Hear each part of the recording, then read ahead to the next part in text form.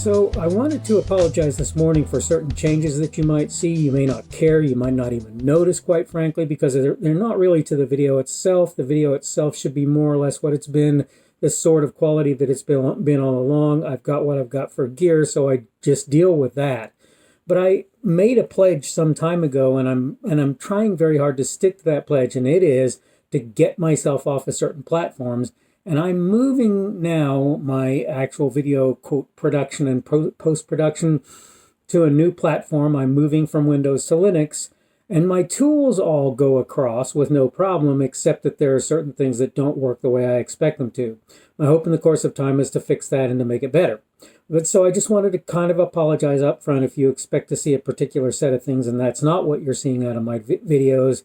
I will continue to kind of try to work to normalize that. I may change the way that I do business instead. It just depends on how things work out. Okay, but that having been said, I wanted to talk today about a subject that I think gets way too much attention. So you're going, well, why the heck are you talking about it then? Well, the problem really is that it gets too much of the wrong kinds of attention. And so what I really wanted to do was kind of try to work to change people's thinking just a little bit.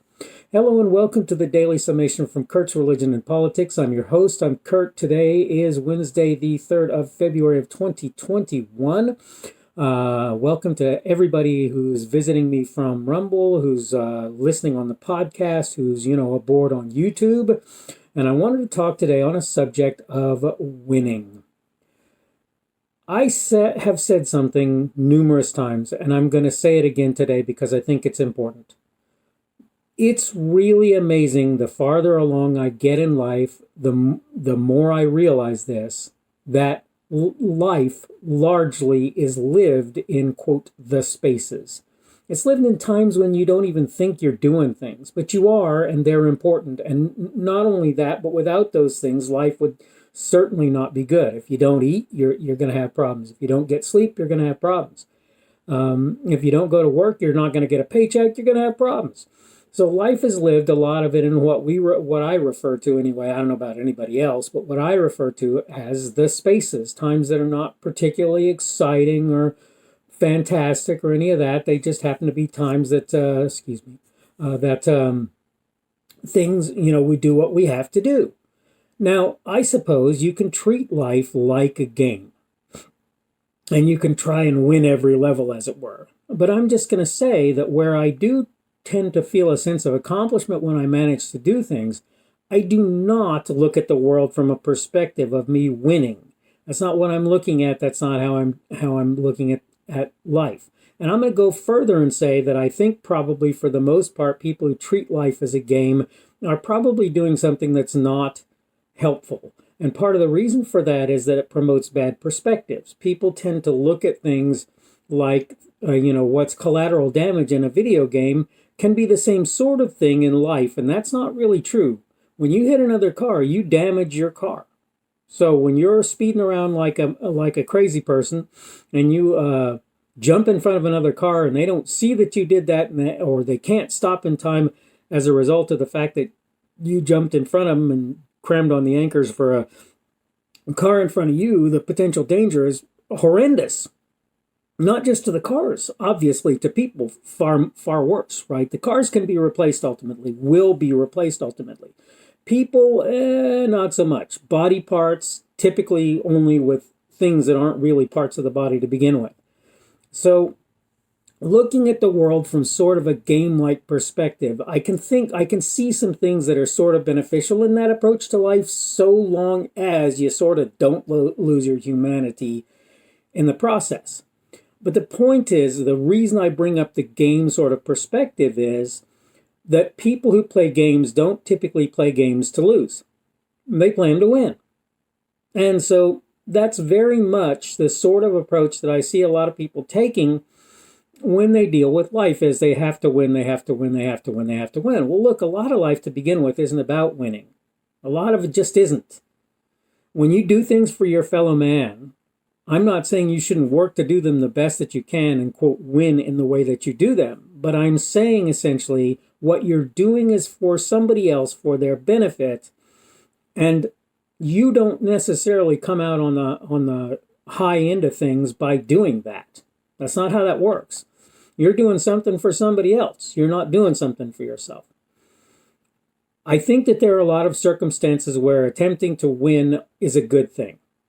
And don't get me wrong. I'm not trying to say there's no circumstance in which winning is a good thing. No, I think there are lots of circumstances in which competition and in which winning are not just good things, but necessary ones. I personally tend to think, and I notice that a lot of the really successful athletes and various other people out there who are successful at various things that they do tend to think as well. I personally tend to think, I'll say for sure, and I think they do, that the person you really ought to be competing against is you. Competing against other people, that's fine and good, but here's the problem. First of all, you may never aspire to their greatness in certain regards. And so you're always a loser, and so you're always looking at yourself as a loser in that sense, if you choose to pick a winning or losing attitude. Secondly, there are times when people have chosen to do things.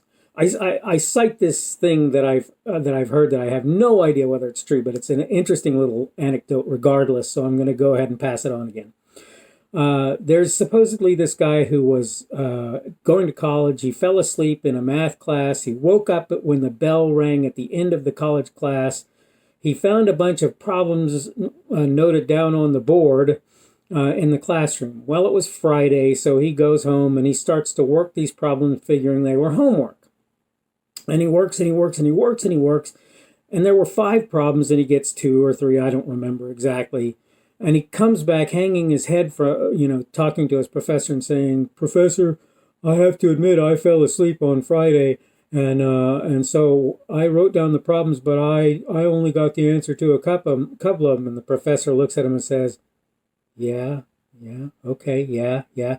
And he realizes, the professor, that this kid has answered 2 or 3 of these problems. And he says to the kid, "I want you to know something. And that is that these problems were supposed to be unsolvable." So the thing about it is, when you compare yourself to others, when you compete against others, when you try and win against others as opposed to just doing the best that you can do, you set artificial limitations on yourself, right? This is what I'm trying to get across. Instead, if you say, "I'm going to learn how to do this, I'm going to work on doing that, I'm going to come to understand this," and set, goals for yourself, and then you make it so that you work to meet or exceed those goals. This is, in my opinion, a far better way to deal with life. And the thing is, therefore, the only thing you're really winning against is the idea, the concept, or the problem. You're not winning against other people. I have to admit, I don't really care to win against most other people most of the time these days. I just want to do well, be happy, be healthy, and take care of the things that I need to do. I don't think that really requires, quote, winning against anything but the goals that I set. So I'm not trying to beat other people. So when I get out on the road and that person zooms by me, now here's what's funny. I'll do this funny thing because I've got these reflexes that are apparently pretty darn good. And my vehicle's not a bad little vehicle, even though it's an old vehicle, right? I drive around in a Mercedes, but it's it's like a 2006 Mercedes that I bought literally a year or 2 ago. So it's already, 12, 13 years old by the time I bought it, right? Anyway, I'll get out and people will zoom around me and we'll pull up to a light and I'll pull into the other lane. And as they're taking off the next time, I'll leave them about 10 car lengths back, right? And I do this not to compete against them. I do this to show people that they're competing against folks who are probably not trying to win or compete against them. Okay? Maybe that's not what they're trying to do. Maybe they really think that they're getting somewhere faster. I don't know. But the thing is, I want for people to understand that you may think that people can't just blow your doors off if they happen to want to do so. And I'm here to tell you, at least for me, that's a mistake. All right, I'm basically running out of time. As I say, you're going to see some differences maybe in my presentation today. I have also said that today is the 3rd of February of 2021, and it is a Wednesday, and so we're at about the middle of the work week, so people are starting to wind down, and that's good and bad all at the same time, I suppose. We're starting to see some interesting weather here. It's starting to warm up, but not quite as much as I'd like for it to. Nonetheless, it is doing that. And obviously, I hope that everybody out there is having a good day. Again, thank you for everybody coming to see me and watching to the end of the video. Thanks for those on Rumble who are pushing my numbers pretty good, though, like I say, they're nothing like the big guys are getting. Thank you if you're coming on Rumble, YouTube, and the podcast.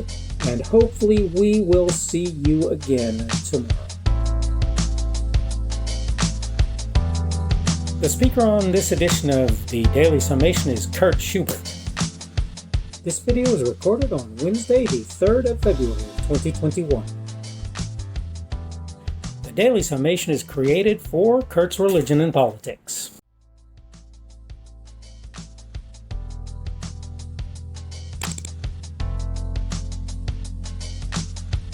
Thanks for watching this edition of the Daily Summation from Kurt's Religion and Politics. I hope you found it entertaining or instructional, or maybe both. If you want to see more from me, you can go to blogs.kpschubert.com. That's blogs.kpschubert.com. I am on Twitter, Parler, and Minds.com. My handle on each of those is @kpschubert. That's @kpschubert. I have a Rumble and a YouTube channel. They are the Kurt's Religion and Politics channels on Rumble and YouTube. I have a Facebook page. The Facebook page is Kurt's Religion and Politics as well. I am on Patreon. If you want to support me, that's one of the better places you can do that. And you will find me at Kurt's Religion and Politics on Patreon. I have a podcast. The podcast is podcasts with an S. .kpschubert.com. That's podcasts.kpschubert.com. I think you should be able to find me with relative ease on Apple Podcasts, Google Podcasts, and Spotify as well. The best way I find to do that is to look for Kurt's Religion and Politics. You can try to use the Daily Summation. I find that it doesn't work as well as a general rule, but you can always try that. I'm glad to have you aboard today, and hopefully we will see you again tomorrow.